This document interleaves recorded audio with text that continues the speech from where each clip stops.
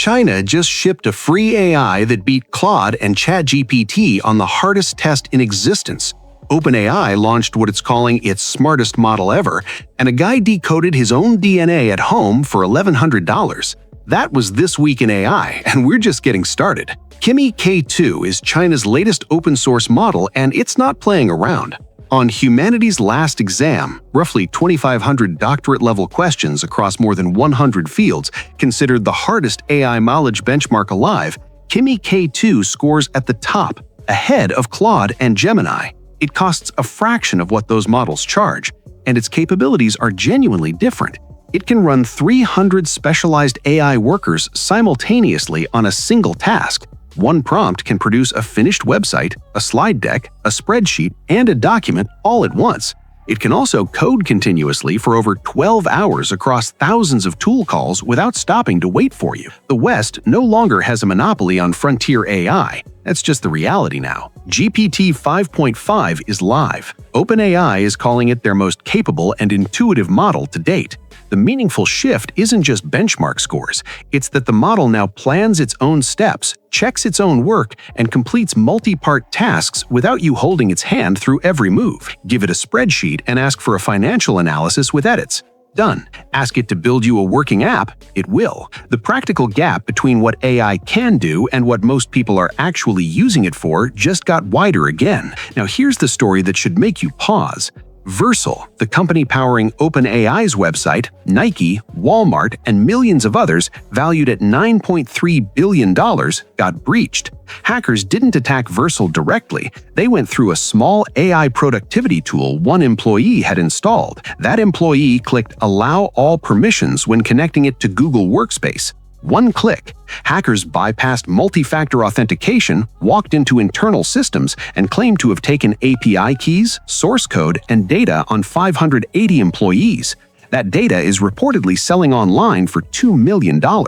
And this isn't isolated. Chinese state-linked hackers previously used an AI model to automate attacks on 30 global companies, with the AI doing 90% of the work autonomously. The fastest way into your company right now is through the AI tool your employee installed last week.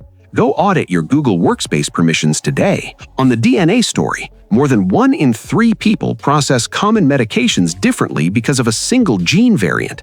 Antidepressants, painkillers, heart medication. Most people have no idea which group they are in. What used to cost $3 billion and take 13 years can now be done at home for $1,100 in 4 hours using a USB device that plugs into a laptop and an AI that reads and interprets your genetic sequence. Google DeepMind's AlphaFold can then take that raw data and predict how your specific DNA variants affect disease risk and biological processes.